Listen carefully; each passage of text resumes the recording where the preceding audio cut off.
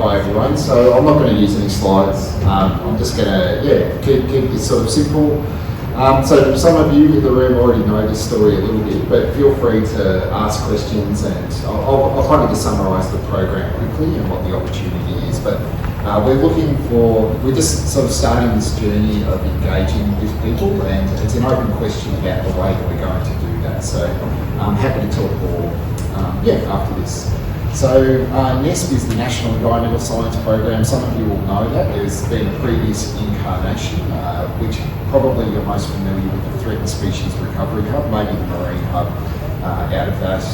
Prior to that, there was a program called NERB and SURF. I think it was even before that. Probably someone's, I wasn't involved in SURF, but I've been involved in most of the other ones. So NESP 2 runs from 2021 to 2027. And it sounds great, $149 million, but it's across 4 hubs, across 7 years, across at least 6 institutions in each of the hubs. So the same as Landcare, I guess. The headline numbers are really big, but when you roll it down to each particular program, it's actually not the sort of buckets of riches that we were perhaps hoping for on day one, but it's still okay. If you're familiar with the Threatened Species Recovery Hub from the last one, there has been some changes, and so this next round of hubs has a Resilient Landscapes hub, which is kind of taking on the responsibility for threatened species. There's the personnel involved in that are actually coming from the Northern Australia hub, so it's led by Michael Douglas out of WA. The Marine hub's led by UTas. There's a climate systems hub that's UTas is part of, and the hub that we're part of, Emily and I are part of, is called the Sustainable Communities and Waste Hub. So that's led by UNSW. UTas is part of all of them. I'm sure that you've got interests across the hubs, and there's possibilities of getting involved or finding out more about what's going on across all of these, all of the hubs. So the Sustainable Communities and Waste Hub also has CSIRO, Monash, Swinburne, Curtin and UTas, so 6 institutions. And we're working out what we're going to do, but the initial structure is based on our application, which was based on the original research scope that the Federal Department of Environment provided. So we've got themes of sustainable people environment interactions, like it's saying people-nature interactions, but that's me. The hub is actually people-environment interactions. There's air quality, so if you saw our little talk before, there's so Penny's involved in the air quality theme, and Pauline and Emily and I are involved in the sustainable people-environment interactions theme. There's a plastic remanufacturing theme, so the leader of the hub and the leader of that theme is Veena Sarjwalla, who's, you might have come across, she was a judge on The Inventors, and she had an Australian story on TV a couple of months ago. She's a force of nature, and we're looking forward to being led by Veena. I'm not quite sure where we're going to end up, but it's going to be an interesting journey, I think. And there's a hazardous waste theme. So UTas isn't involved in the plastics or the hazardous waste theme at the moment. But there's an overarching mission. So each of the hubs has a mission. The Resilient Landscapes has got a threatened species mission. We've got a waste mission. All right, so there's a few things that are different from the NESP 1 programs, if you're familiar with those. So one of the differences is these missions. So each of the hubs has a mission, but that's meant to lead cross-hub activity. So we're still working out what that means, but we will be involved as the Sustainable Communities and Waste Hub in the threatened species mission, for example. So for those who don't know, I used to be on the Threatened Species Scientific Committee, Australia's Threatened Species Scientific Committee, and I was part of the previous NESP 1 Clean Air and Urban Landscape Hub, and we did some work on threatened species in cities, and there's sort of opportunities to do more of those cross-cutting things. I'll talk about some of our initial conversations about that. Another important, this was part of the NESP 1 program, but an even more important part of NESP 2 is Indigenous Partnerships. So it's really a key success of the NESP program will be meaningful engagement with Aboriginal people. So it's been great to see that through the whole day today, and that's something that will continue through I'm sure all of this is going to be a bigger part of all of our future and something we're excited about. We've got Rob Anders as part of our team, who works in geography and is a Tasmanian Aboriginal man who, he's part of Auntie Patsy Cameron's community, and so we've got some good contacts there. There's one of the other changes, so for example in the Clean Air and Urban Landscape Hub that I was part of, it was very focused on big cities. I think we made a flippant comment about that before, so there's a lot of things going on in Melbourne and Sydney and Perth, but we really want to focus more on regional communities. So that might be cities, it might be towns, it might be rural communities as well. So I think that will be seen as a key success of the hub, and this is a really great opportunity for Tasmania. So UTas and Tasmania more generally, I think has the potential to have a really important role in all of the NESP hubs.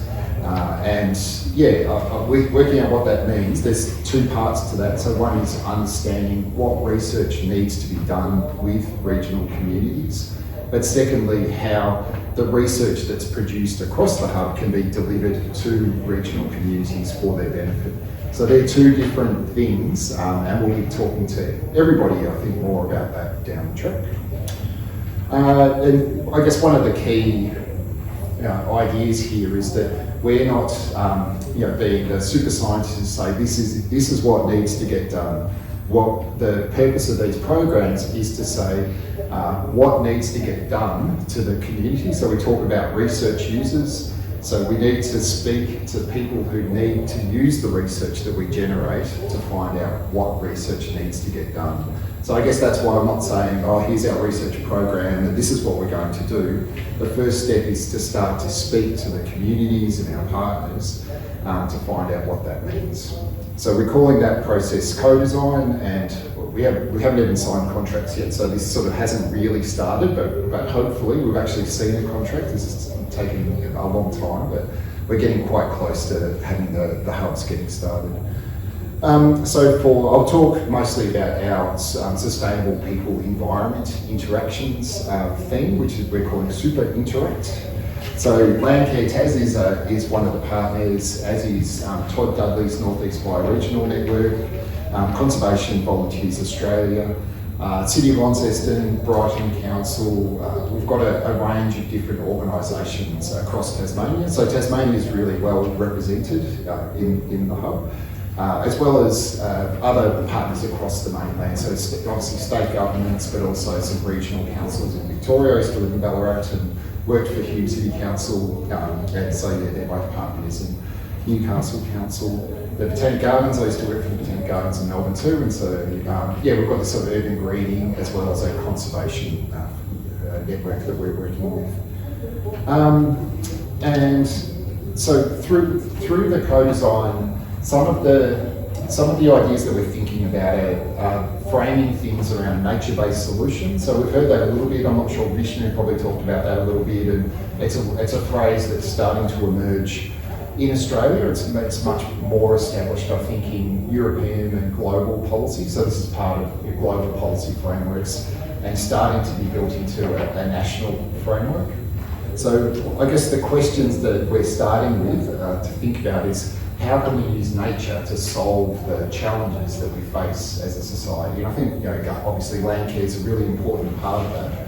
But how can we use nature to solve the educational challenges that Tasmania has, or the health challenges? So again, talking about our little symposium a bit earlier. We're interested in connection to nature. Speaking to Todd, anyone who speaks to Todd will talk about how can we use nature to create jobs. How can we create meaningful jobs in ecological restoration? So these are really important questions that I think that we're starting with. I kind of had a slide, but it's not worth using slides, I don't think. So the challenge for us is this program is led by the Federal Department of Environment. So we've got this sort of group of people that we're working with in Canberra who end up deciding what makes it into our research plans and not. And we've got us sort of in the middle working with the communities. So the people in Canberra are very disconnected from local communities. So I'm not sure if there maybe is someone from the Department of Environment here, probably not at the moment obviously, but in general the Federal Department of Environment operates particular policy frameworks. They're very interested in Commonwealth land, they're interested in matters of national environmental significance, they're interested in international obligations like the Sustainable Development Goals. There's some policy settings like the Australia Strategy for Nature, which maybe is not the greatest sort of policy in the world, but it's something to work with. It's a good thing for us. So the challenge for us is how do we work with communities and communicate their interests and needs to the federal department. So we've got to act as an intermediary to make our priorities or your priorities the priorities of the federal government too. So I see that as being our sort of grand challenge. And if we can do that, and I think in Tasmania it's more likely that we can do that for political reasons as well as the genuine issues and challenges that we face. I think that'll be a sign of success of the program. And I'll just kind of finish up by saying that there will be opportunities in this. So we will start talking to the community, running workshops, we'll be running surveys, maybe piggybacking off the Landcare Tas surveys that they run. We'll be having honours students and PhD students, so there's kind of possibilities of getting involved in the research projects, and I guess we're looking to build that network of partners who are interested in these sort of shared ideas that we're going to work on through that space. And if Pauline was here, she'd probably say evaluations. We're interested in evaluations. So that's kind of the program in a nutshell. Happy to, Emily's here as well, so we're happy to answer questions, but I'm sure that this is something that we'll be talking about a lot down the track. Probably finished early. No, done here. Yeah, but thanks everyone, it's been good today. Really enjoyed being part of all this. Thank you.